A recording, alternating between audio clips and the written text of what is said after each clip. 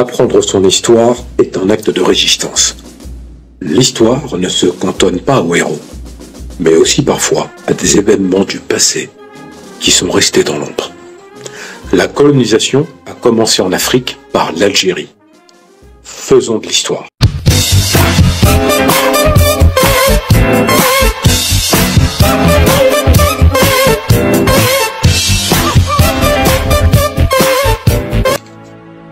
Une île tropicale, mais aussi, je le rappelle pour ceux qui ne le savent pas, une colonie pénitentiaire. Les déportés algériens sont envoyés dans des camps de travail comme celui de l'île des Pins ou de Boureil. Les conditions de vie y sont effroyables. Il n'y a aucune dignité.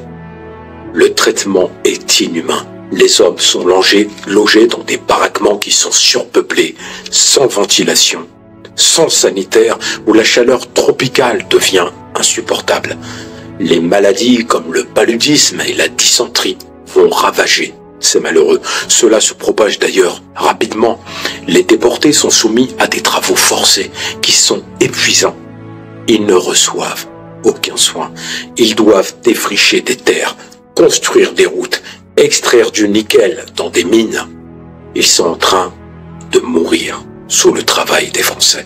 Ils travaillent sous un soleil de plomb, souvent avec des chaînes, sous la surveillance de gardiens français qui sont d'une extrême brutalité.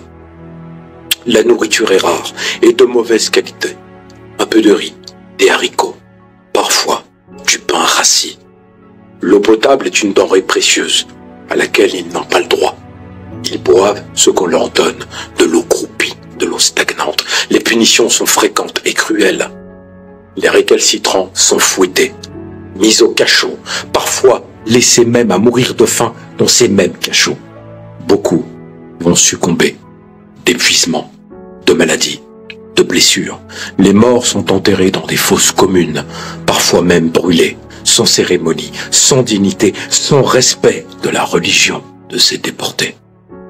Et je vous ai parlé des hommes, mais parmi les déportés, il y a aussi des femmes et des enfants. Leur présence en Kanaki est moins documentée. On n'en parle pas beaucoup, mais elle est tout aussi bouleversante, triste et tragique. Les femmes sont souvent les épouses ou les filles de ces résistants qui ont été déportés. Elles ont été déportées avec eux, mais ils ont d'abord voulu briser les liens familiaux et démoraliser les hommes en les rabaissant. Elles sont forcées de travailler dans les champs ou dans les cuisines des gardiens, subissant humiliation et violence. Et l'outrage va jusqu'à des VIOL. Prenons l'exemple.